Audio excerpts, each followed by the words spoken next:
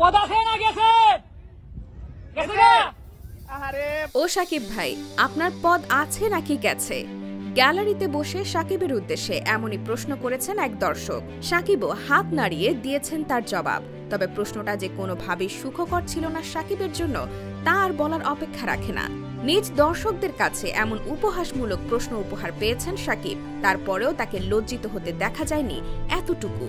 বাংলার অধিনায়কের এমন লজ্জাহীনতার পরিচয় কাজী নজরুলের উচ্চ শিরকে কি নত করছে না বিশ্ব ক্রিকেটে? তবে দর্শকরা যা করেছেন তা আপাত দৃষ্টিতে অনৈতিক মনে হলেও এটি নিজেদের ক্ষোভের বহিঃপ্রকাশের একটি অংশ মাত্র। সাকিবের জন্য হয়তো এর চাইতেও বড় উপহারটি তোলা রয়েছে দর্শকদের কাছে। তবে একজন বিশ্বসেরা অলরাউন্ডারের সাথে কেন এই বিরূপ ব্যবহার, তা বুঝতে হলে চোখ রাখতে হবে বাংলাদেশে গত কিছুদিনে ঘটে যাওয়া কর্মকাণ্ডের উপরে। মুক্তিকামী বাঙালি গত একটি মাস লড়েছে এক দুর্বিষহ চেতনাশীল সাম্প্রদায়িক শক্তির বিরুদ্ধে। দেশের সার্বভৌম স্বাধীনতার মান অক্ষুণ্ণ রাখতে নিজেদের প্রাণ বিসর্জন দিয়েছে। বৈষম্যতার বিরুদ্ধে সৃষ্টি হওয়া শান্তিপূর্ণ ছাত্র আন্দোলন রাষ্ট্রীয় সরকার পক্ষের অরাজকতায় রূপ নেয় এক গণ অভ্যুত্থানে। যে বর্বরতাকে রুখে দিতে নিজেদের জায়গা থেকে সকলে একত্রিত মত প্রকাশ করেছেন দেশের সর্বস্তরের জনগণ।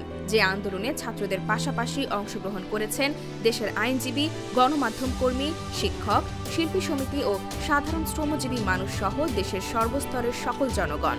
প্রত্যক্ষ ও পরোক্ষভাবে এগিয়ে এসেছেন দেশের অধিকাংশ নাগরিক। গণ অভ্যুত্থানে যোগ দিয়ে নিশ্চিত করেছেন বিজয়, পতন ঘটিয়েছে স্বৈরাচারী শোষণ ব্যবস্থার। এ আন্দোলনে যোগ দিয়েছিলেন দেশের বিভিন্ন ক্রীড়াঙ্গন থেকে অনেকেই, এমনকি দেশের বাইরে থেকেও বিভিন্ন ক্রীড়াঙ্গনের বিশেষ কর্মীদের এ আন্দোলনের প্রতিবাদ করতে দেখা যায়। এমনকি এ সময় আন্দোলনরত শিক্ষার্থীদের পাশে এসে দাঁড়িয়েছিলেন খোদ সাকিবের সতীর্থরাও।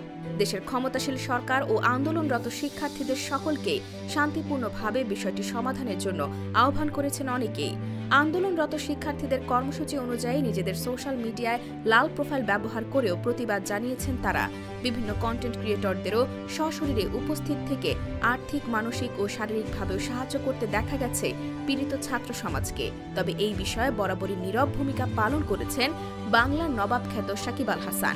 একটি দেশের সিনিয়র সিটিজেন হয়ে যেখানে তার ভূমিকা সবচাইতে বেশি গ্রহণযোগ্যতা পাবে, সেইখানে তিনি নিজেই সবচাইতে বড় নিষ্ঠুপের ভূমিকা পালন করেছেন।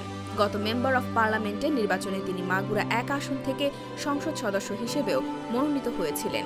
তাই একজন দেশের নাগরিক হওয়ার পাশাপাশি রাষ্ট্রীয় ক্ষমতার ঊর্ধ্বতন কর্মকর্তা হিসেবেও কার্যকর ভূমিকা পালন করা উচিত ছিল তার। তবে তিনি হেঁটেছেন পুরোটাই তার উল্টো পথে। আন্দোলন চলমান অবস্থায় তিনি জনমানবের কল্যাণে না দাঁড়িয়ে নিজের পরিবার নিয়ে গেছেন ছুটি কাটাতে। ছুটি কাটানোর সেই মুহূর্তের ছবি আবার শেয়ার করেছেন নিজেদের সোশ্যাল মিডিয়া সাইটে। তাই সাকিবের প্রতি একরাশ পরিমাণ ক্ষোভের জন্ম নিয়েছে তার নিজের ভক্তদের মাঝে।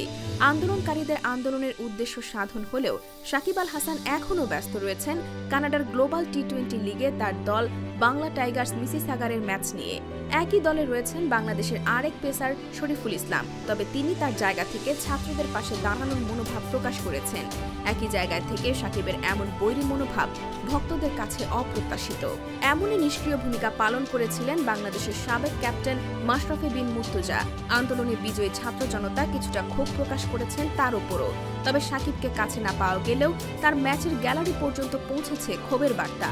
তাই তো সাকিবের ম্যাচে উপস্থিত এক ভক্তের কাছ থেকে এমন প্রশ্ন আসে, সাকিবের এমন নির্লজ্জশীল আচরণের পরেও তাকে কি মেনে নেবে বাংলাদেশের ক্রিকেট প্রেমী জনতা?